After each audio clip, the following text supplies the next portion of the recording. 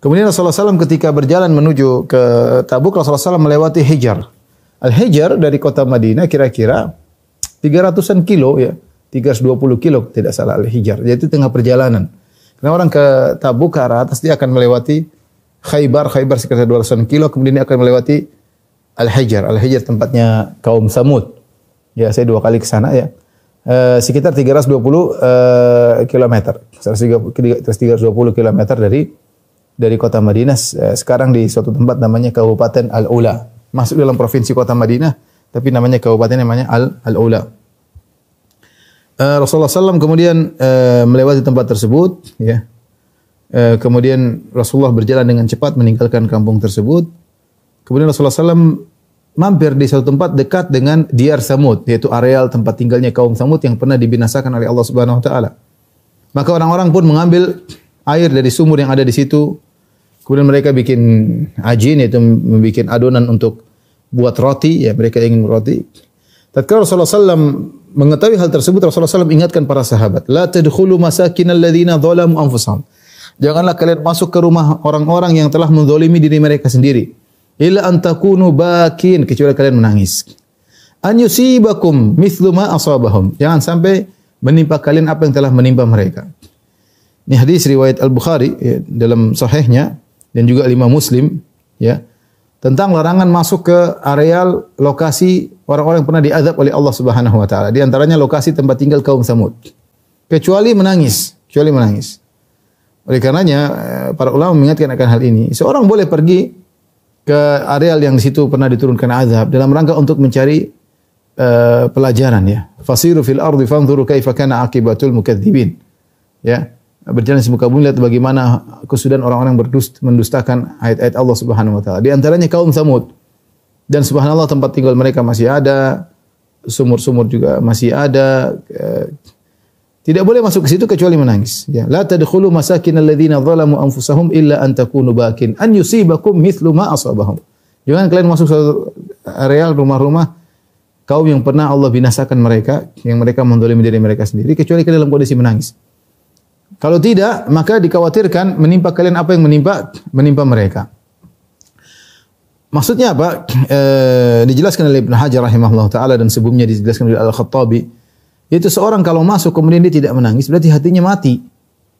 Harusnya dia masuk, dia mengambil ibrah bagaimana ini kaum yang luar biasa, suatu kaum yang hebat, ya, yang kata Allah tattakhiduna min suhuliha qusura wa tanhituna al-jibala buyuta, yang mereka membuat istana di areal yang landai dan mereka memahat gunung untuk dijadikan rumah. Kaum yang pernah hidup ya, ribuan tahun lalu, kemudian Allah binasakan begitu saja sementara tempat-tempat mereka masih ada. Seharusnya kalau kita melihat hal seperti tersebut, maka harusnya kita mengambil ibrah. Kita sedih dengan apa yang menimpa mereka ya. Bagaimana mereka lalai dari Allah Subhanahu wa taala. Allah berikan mereka kenikmatan, justru mereka ternyata ingkar kepada Allah Subhanahu wa taala, justru mereka tidak beribadah, justru mereka musyrik. Sehingga apa yang menimpa mereka diadab oleh Allah di dunia, di akhirat mereka kekal abadi. Ini perkara yang buat seorang harusnya menangis. Kalau seorang ternyata tidak bisa mengambil ibrah, tidak bisa menangis ya, dan tidak bisa terenyuh melihat kondisi mereka, maka jangan masuk daerah tersebut. Berarti hatinya mati. Karena diingatkan kalau seorang sampai ke sana, sekarang tidak boleh kemudian ke sana ketawa ke TV, foto sana, foto sini, ketawa ke TV, tidak boleh. Dia boleh ke sana kalau mengambil ibrah. Makanya Nabi mengatakan an yusibakum ma mithlu ma asabahum. Kalian akan tiba dengan apa yang menimpa mereka, itu hati mati. Hati mati. Kalau kalian sana ternyata kalian tidak mengambil ibrah, malah ketawa ketiwi, foto sana, foto sini, selfie sana, selfie sini, maka dikhawatirkan kalian akan ditimpa dengan dampak dari dosa sebagaimana yang menimpa mereka. Sama-sama hatinya mati. Ya. Maka Rasulullah SAW pun memerintahkan agar tidak meminum dari sumur Diyar Samud. Kaum Samud jangan minum dari sumur mereka. Jangan ambil air dari mereka. Ya. Imam Bukhari, Imam Muslim meriwayatkan dari Ibnu Umar radhiyallahu anhuma bahwasanya Rasulullah SAW mampir di Hijar, yaitu di kota Al-Ula, ketika perang Tabuk. Ketika berjalan menuju ke Tabuk. Maka Rasulullah SAW melarang mereka untuk minum dari sumur yang ada di situ. Dan tidak boleh ngambil air dari situ. Ya. Para sahabat berkata, ya Rasulullah, sudah terlanjur. Qad ajanna minha wastaqaina. Kami sudah terlanjur mengambil air untuk bikin adonan roti, ya, gandum kemudian dicampur air jadikan adonan, dan kami sudah terlanjur ambil air dari situ. Maka Rasulullah SAW memerintahkan, fa'amarahum an yatrahu dzalikal ajin. Rasulullah SAW memerintahkan untuk buang adonan yang sudah terlanjur mereka buat karena bercampur dengan air dari sumur tersebut. Wa yuhriqu dzalikal ma', dan air yang sudah diambil sudah tumpahkan oleh Nabi SAW. Wa an ya'liful ibila dzalikal ajin. Adapun adonan yang sudah terlanjur dibikin, suruh makan onta, jangan kalian makan. Jangan kalian makan. Sepertinya ada pengaruh atau bagaimana. Ini jelas ini tempat pernah diazab oleh Allah Subhanahu wa taala. Ya, Nabi tidak ingin mereka makan dari tempat situ atau ambil air dari tempat mereka. Kemudian Rasulullah SAW pun berkhutbah di hadapan para sahabat. Sebagaimana diriwayatkan Imam Ahmad dalam Musnadnya dengan sanad yang sahih dari Jabir bin Abdullah radhiyallahu anhuma, beliau berkata, "Lamma marra Nabi sallallahu alaihi wasallam bil Hijr." Tatkala Nabi melewati Al-Hijr, itu ketika mau menuju Tabuk. Qala la tas'alul ayat. Kata Nabi, jangan kalian minta mukjizat ya sebagaimana orang-orang terdahulu. Mana buktikan kalau kau seorang nabi, mana buktinya? Tunjukkan mukjizat kepada kami agar kami beriman. Buktikan kau utusan Tuhan. Nabi mengatakan, la tas'alul ayat, jangan kalian minta seperti itu. Wa qad sa'alaha qaum salih. Sungguhnya kaum saleh telah meminta ayat-ayat tersebut, bukti-bukti kenabian Nabi Saleh.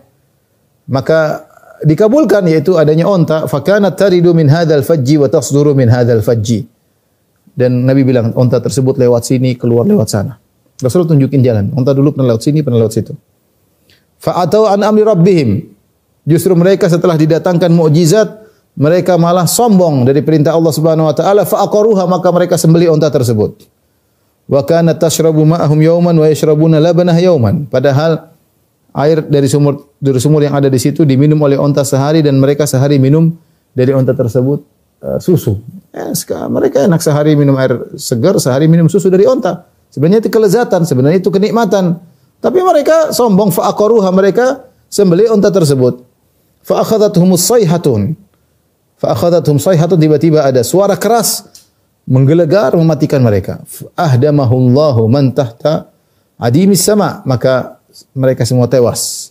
Illa rajulan wahidan kana fi haramil. Ada satu orang dari kaum Samud yang dia juga memusuhi Nabi SAW, dia tidak mati ketika itu. Dia sedang berada dalam tanah haram di Mekah. Ya, para sahabat bertanya, "Man huwa ya Rasulullah?" Siapa orang selamat dari kaum Samud tersebut? Qala huwa Abu Righal, namanya Abu Righal. Dia tidak terkena azab karena dia berada dalam tanah haram di Mekah. Falamma kharaja minal haram, tatkala keluar dari Mekah, asabahu ma asaba qaumahu, maka dia ditimpa kebinasan sebagaimana menimpa kaumnya.